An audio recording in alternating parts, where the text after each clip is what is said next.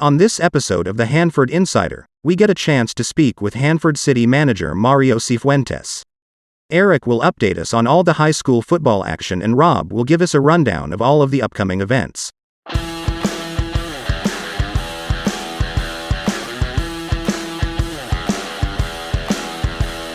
This is the Hanford Insider for Monday, October 23rd.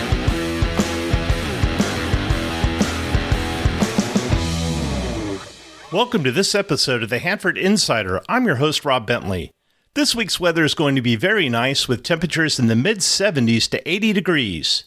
In Hanford City Council news, at last week's meeting, the council presented a proclamation of Down Syndrome Awareness Month and presented a certificate of recognition to Daniel Coakley. They also recognized the Kings County Special Olympics for their hard work. City Manager Mario Cifuentes announced that Jack Amoroso has been named the interim police chief for the city of Hanford, while the search for a new chief is being conducted. Mr. Cifuentes also announced that Chief Pendergrass of the Hanford Fire Department is also retiring and moving to South Dakota.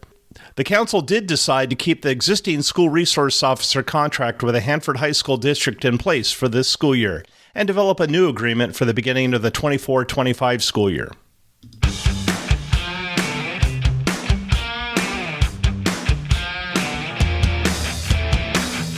And now it's time for Hanford Insider Sports with Eric Bentley. The high school football regular season wraps up this week, so let's get you caught up on all of the action.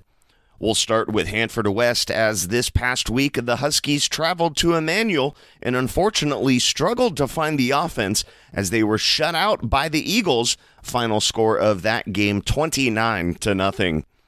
The Sierra Pacific Golden Bears also were on the road as they traveled to Exeter, where they also struggled to find the offense and lost a very close defensive battle. Final score of that game 12-7. And the Hanford Bullpups were also on the road as they headed over to Tulare to take on Mission Oak, and the Bullpups were able to sneak away with a 35-34 victory over the Hawks. Trailing 35-28, Mission Oak had the ball, and they were able to score a touchdown with 54 seconds left and could have tied the game with an extra point. Instead, they elected to try a two-point conversion to give them the lead, but it was the Bullpups' defense that forced an incomplete pass, and Hanford was able to hang on for the win. This sets up a big-time rivalry game on Friday evening as the 8-1 Bullpups will battle with the 7-2 Lemoore Tigers for a winner-take-all showdown in the Milk Can on October 27th at Neighbor Field.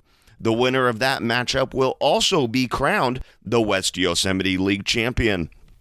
And if you're wondering why I didn't mention the upcoming games for Hanford West and Sierra Pacific, well, that's because they play each other. It's the Clash of the Claws crosstown rivalry game that will be taking place on Thursday night at Neighbor Bowl. And as I mentioned to start, this is the end of the regular season, so the Valley playoffs will begin next week. We'll have bracket information for you on next week's show. As always, if you're a fan or a coach, send us an email if you want your team covered, hanfordinsider@gmail.com. I'm Eric Bentley, and this has been your Hanford Insider Sports Report.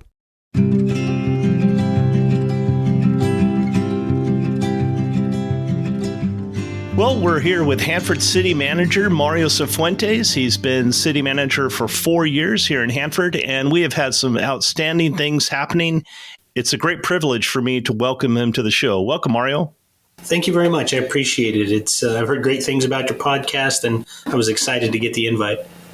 So when I had this conversation with Brian Johnston a few weeks ago about the things that city is doing to attract more businesses to Hanford, we talked about this ICSC conference, and I told my listeners that we would visit this again before the conference to see how the city of Hanford is preparing to take Hanford on the road and market it to potential businesses that will be coming to town. Can you tell us a little bit about that?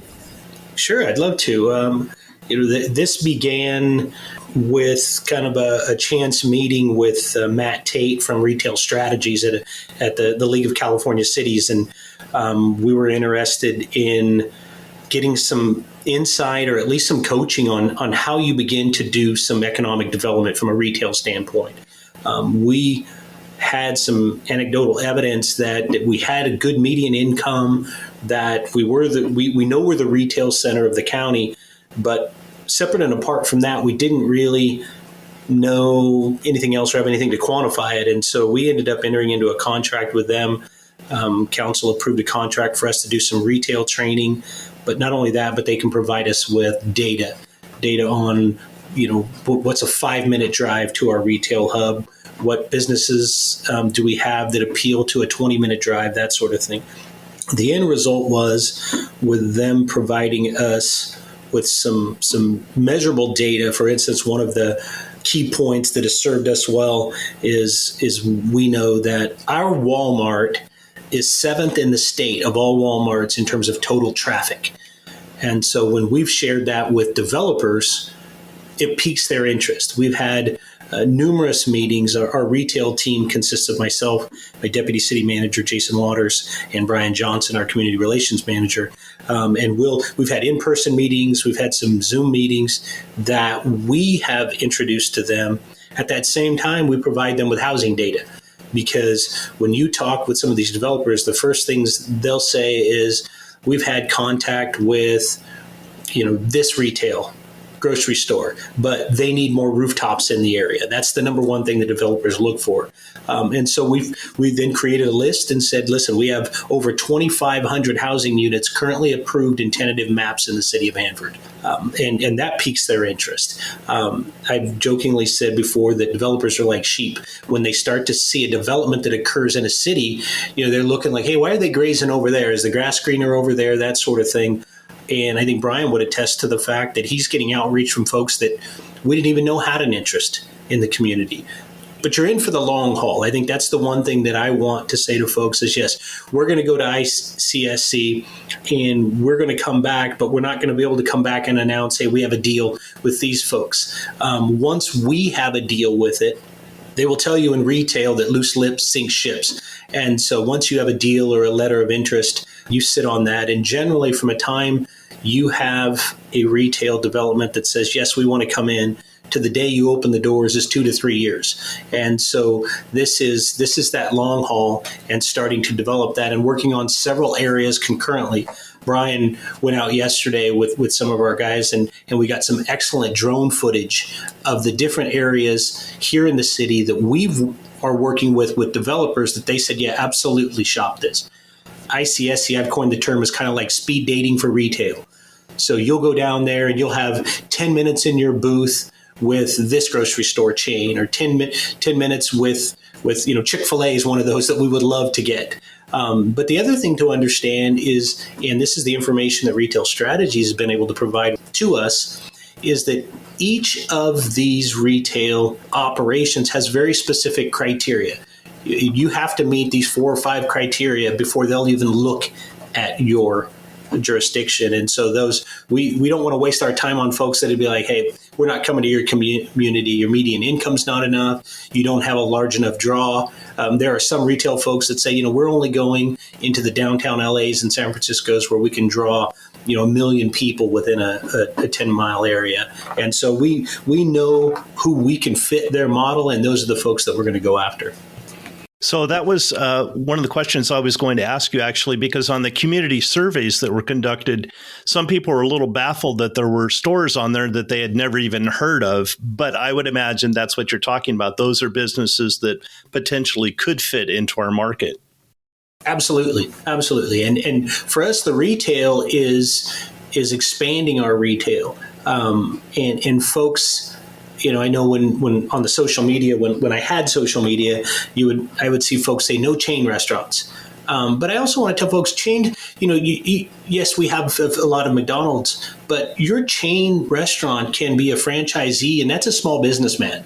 And those folks, I'll tell you, when we're not able to give out exact sales tax dollars, but when I look at our top 25 sales tax generators for the city of Hanford, there's more than a handful of them that are fast food chains. Those folks are bringing in significant sales tax revenue to our community. And so any additional retail that we can get really helps us. And I think it's important that the retail focus is important for a community because that's prosperity. But sales tax is the number one funding mechanism that we have as a city to fund our general fund.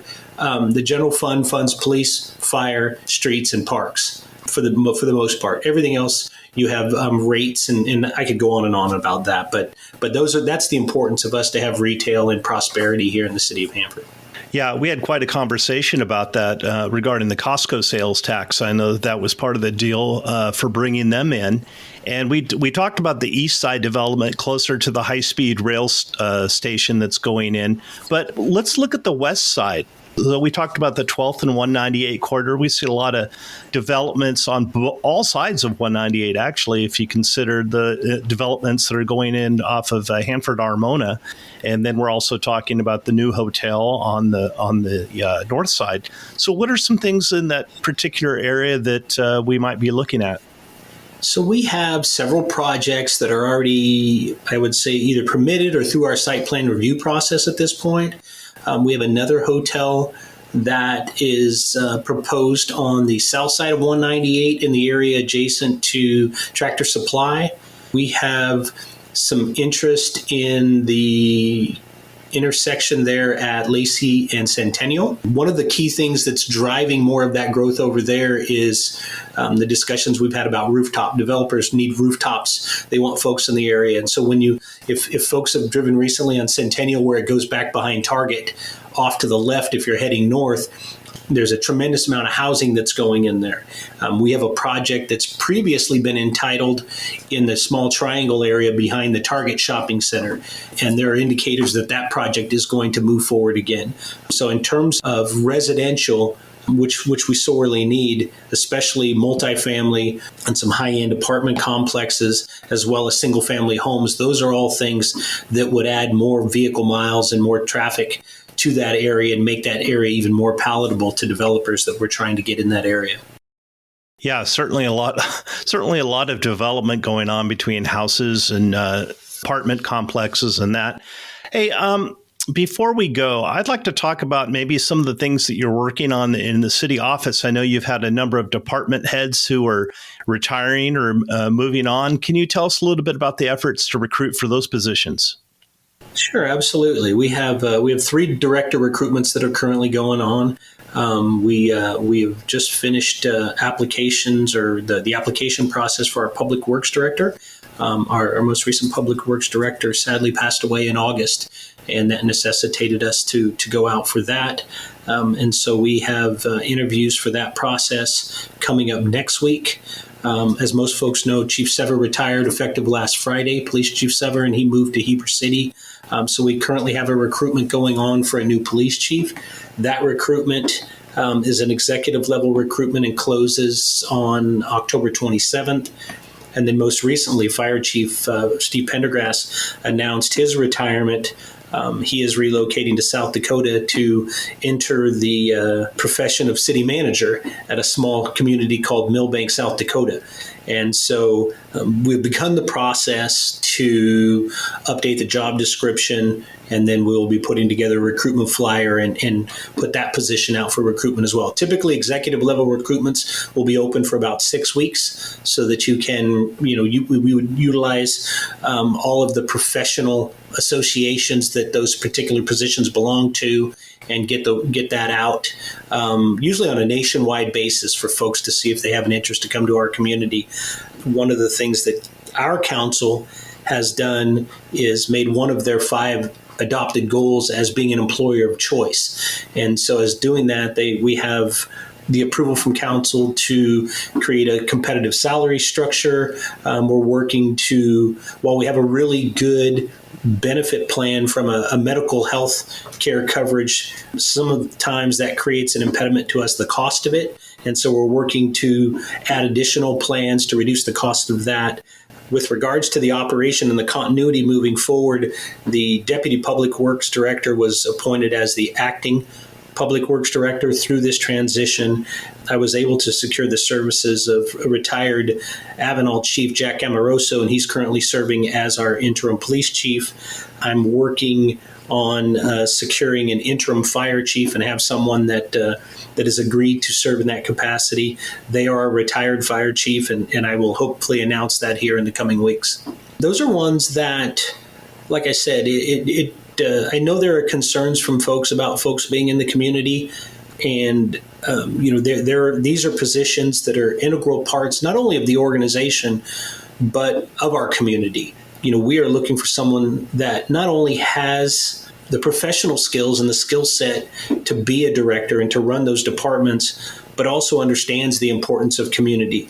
Obviously, Chief Sever was a longtime resident of the city of Hanford. Chief Pendergrass with the fire, I would say one of his greatest strengths was how he immersed himself in our community. He was a fellow Rotarian with me. He brought in the open houses. He was an active part of Thursday Night Marketplace, both on the prevention side, but also just on being a presence for the community. And our plan is to look for folks that would also be an integral part of this community. So, yeah, I know that is a certainly concern of community members, that we have people that are all in on Hanford, as so many of us are. And it's nice to have this ability to talk to you and get the words straight out. Oftentimes on social media, people will put spin on things. I know that the recent transition from the Public Works Department doing the street sweeping to privatizing that, we have just a couple minutes left. Could you summarize for people what you want them to know about that? Sure. That was something that was strictly an operational decision. I think it should be no surprise to folks that follow our city government that this year, when we adopted the 2-year budget, there were some fiscal concerns there. And due to supply chain issues, failing and ailing equipment, we were struggling to deliver the street sweeping services to this community that we had said we were delivering. Quite frankly, we owned it and said, well, folks were promised years ago weekly service. Quite frankly, in many of our routes, they'd been getting monthly service. And so we were able to save at least $100,000 a year by going with a private contract. Years ago, I had given my word to the union that while we would look at opportunities for outsourcing of services, if it was fiscally sound decision, no employee would ever lose their job as a condition of us outsourcing. And so we ended up going this route. The service has started. We've been very pleased with the service so far.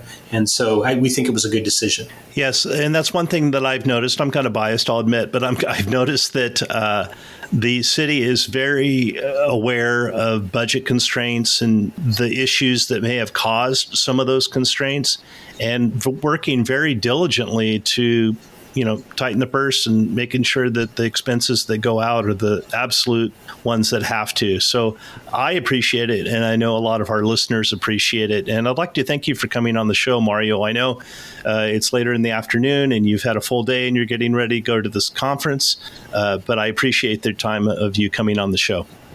No, I appreciate the opportunity to kind of get the word out there, and thank you for your support of our operation.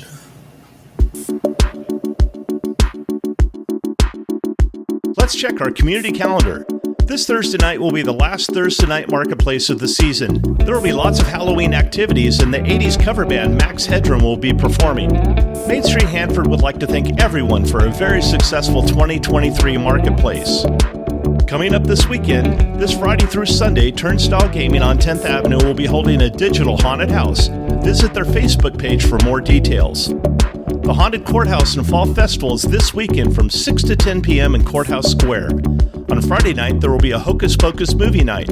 On Saturday, there will be a Halloween bash from 5 to 11 at the Hanford Bastille. On Sunday, from 2 to 4, there will be a special Little Monsters event that won't be quite as scary for the little ones.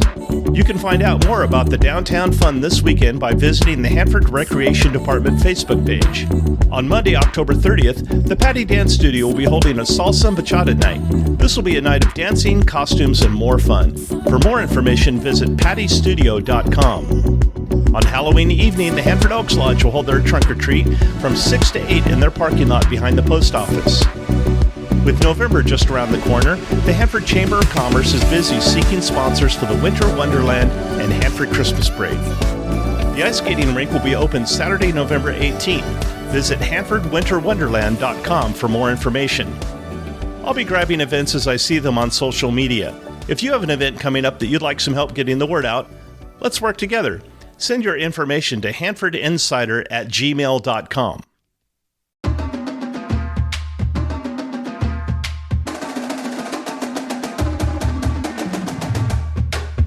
Catching you up on Bandtober, the craziest month of the year for school marching bands.